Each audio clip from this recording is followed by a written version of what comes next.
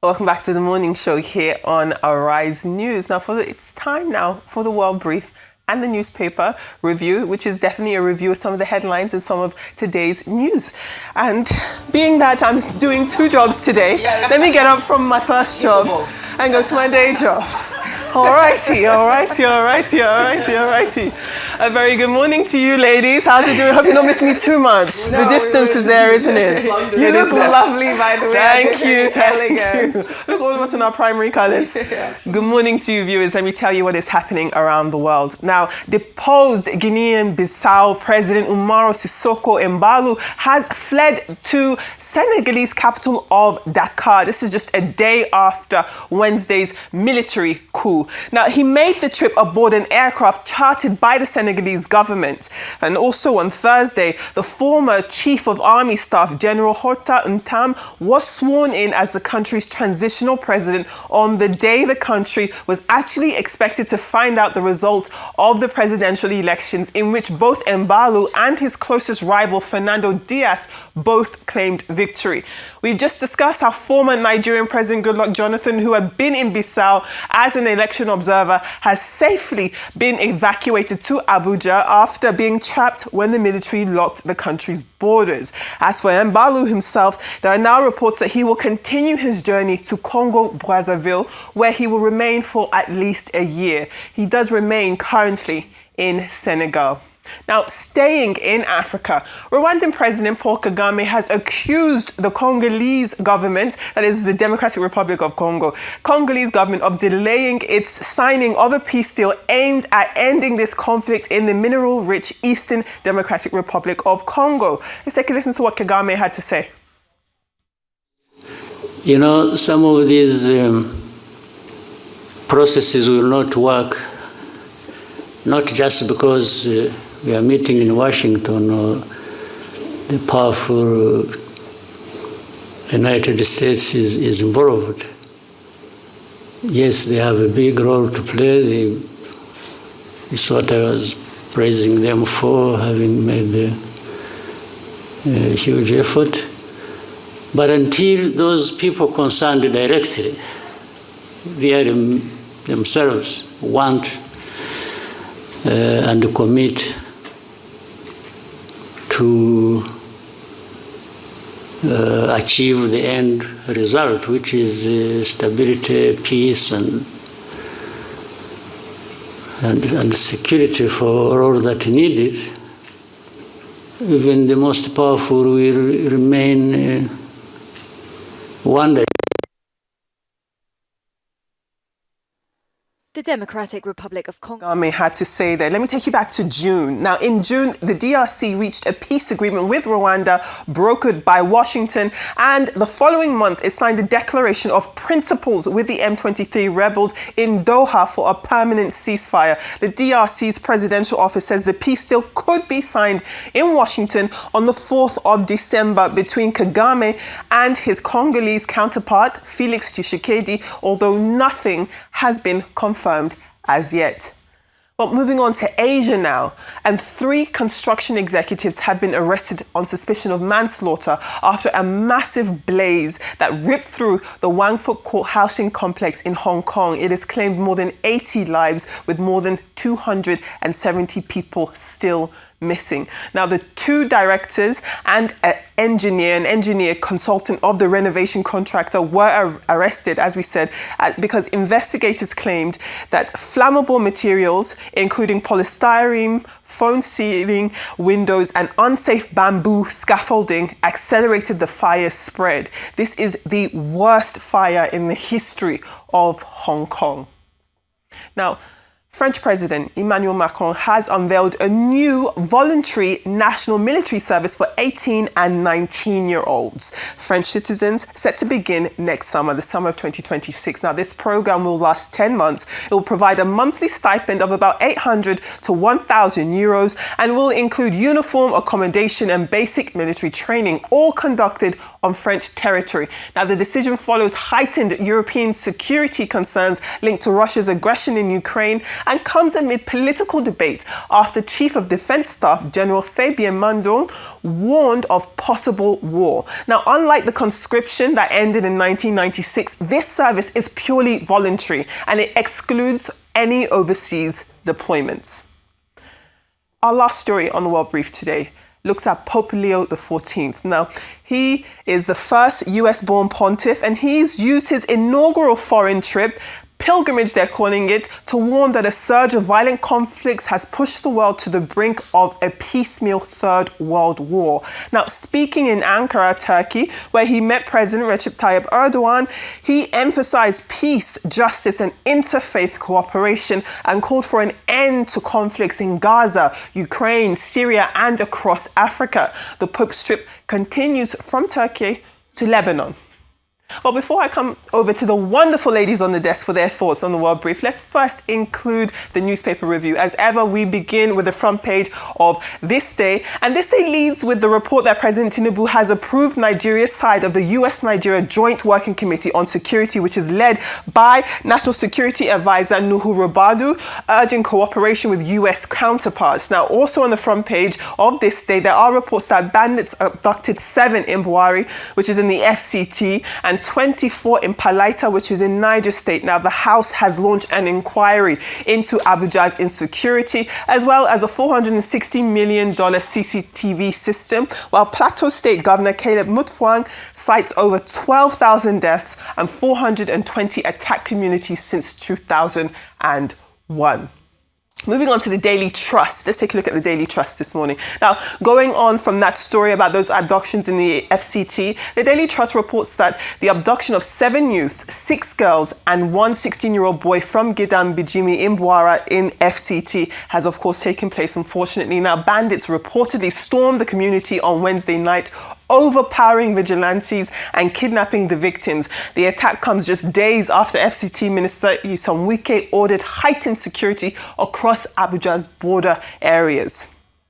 Now, the Vanguard reports that the armed bandits carried out coordinated raids in Niger State and the FCT, abducting over 30 residents in total, including a heavily pregnant woman. Now, the attacks did hit Palaita village in Shiroro, which is an LGA in Niger State, as well as this Gidam-Bijimi area in Bwara, which is part of the FCT. They've all launched search and rescue operations, while also community leaders are calling for stronger protection of border villages. Let's take a look at the New Telegraph this morning. And the New Telegraph reports that the former military president, Ibrahim Babangida himself, has criticized the federal government for negotiating with terrorists. In a post on X, IBB said that he would go band with terrorists instead of engaging in dialogue, condemning any negotiations with abductors. Well, that's very strong words from him. Let's take a look at the Daily Independent today. The Daily Independent does report that Nigeria's healthcare system is at breaking point. Health Minister Professor Mohammed Ali Pate warns that decades of neglect have left Nigerian hospitals crumbling and maternal mortality very high. Now, let's take a look at some UK papers. The Guardian this morning says that the unfair dismissal rights will now begin at 6 months rather than just 2 years after the government's U-turn on this. Now, the paper reports that the move is another breach of government manifesto pledges. If you remember, when Labour were trying to get into government, they said that when it comes to unfair dismissals, they would allow for people to be able to claim that they had been unfairly dismissed from the first day of employment. They've now gone back. So now they're saying that they need to work for at least 6 months, which to some is still an improvement because initially it was 2 years you'd have to work before you could claim unfair dismissal. Let's take a look at the Metro. The Metro says that the annual net migration into the United Kingdom has fallen by 2/3 to 204,000. This is mainly due to fewer people from outside of the European Union coming to work or study and more people leaving the United Kingdom. So again, Labour using this as a boost for them to increase their popularity numbers. We'll round things off today with a look at a Chinese paper. We'll look at the South China Morning Post. It does, of course, lead with this fire coming out of Hong Kong. That is its focus. There is a very poignant picture headline there, and its headline short and definitely poignant: a city in grief, but still united. So those are your newspaper headlines from across Nigeria and across the world. And we've also got our well-briefed stories. Ojiokpe, Vimbai Mutiniri Ekpenyo. I'd love to hear your thoughts. All right. Shall I go ahead? Yeah. Okay, fine. Let's go ahead. Let's begin with Guinea-Bissau, which I didn't speak on earlier. So I want to touch on that now, especially now that we're seeing I don't know whether we can call it the inauguration, the swearing in. It's an anomaly, but we're seeing a new leader that is General Hota Intam. And the interesting thing about him is that he's the former chief of army staff, and he used to be a chief of the presidential guard as well. So this is somebody who was a guard to, the head of a presidential brigade of the now deposed president Embalo, and he has now come to take power. So several people continue, including the opposition, continue to say that they feel that all of this is orchestrated, stage managed, because during Embalo's reign, he has been known to create what they call superficial crises so that he can reinforce his power.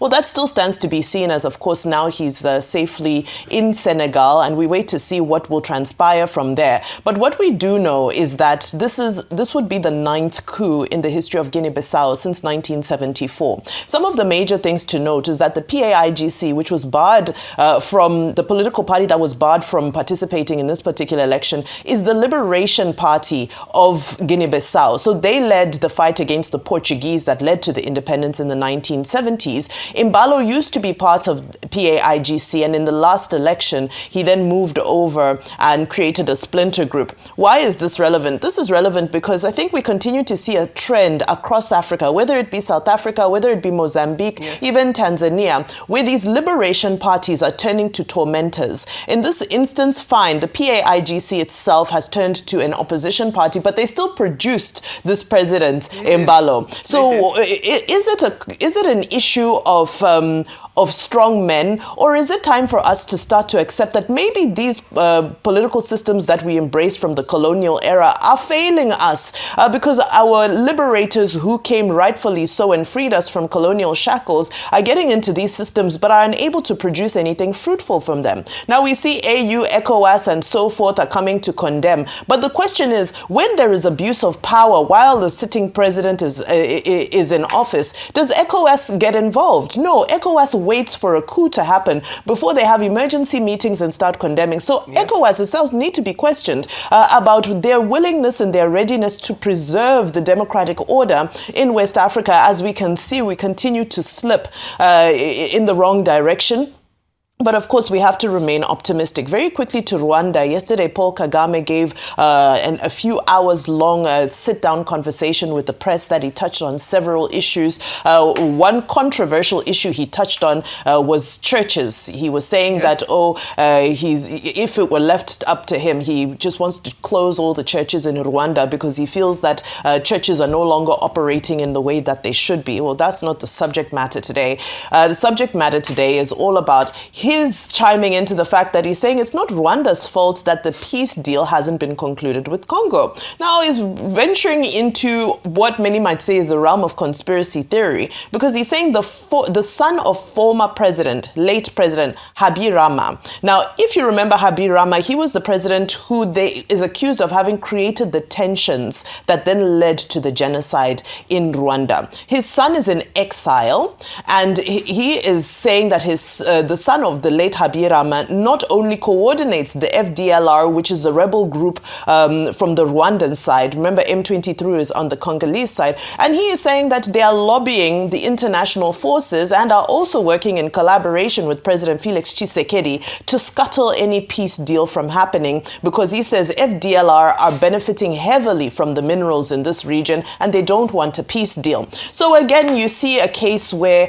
our systems our African systems are failing to save us and are failing to protect us, and we're looking for help from left, right, and center. But our own people are still going, to various members of the international community to engage, and unfortunately, we're unable to find peace, conflict resolution in our own right. Very quickly to New Telegraph, a note to New Telegraph that maybe we should write to them. I'm not sure if that IBB account is an official account. I think it's a parody account. I don't think Babangida has an X account. Because it was quite controversial. So I think it's a parody. But I'm sure New Telegraph will clarify that for us. Yes, definitely. Probably would. And for the global brief, I'd like to touch on the story in Hong Kong. I feel like we've touched on all the other stories, and the story made major news headlines. I mean, 80 lives lost, 270 people still missing. I mean, this is not a fire. I mean,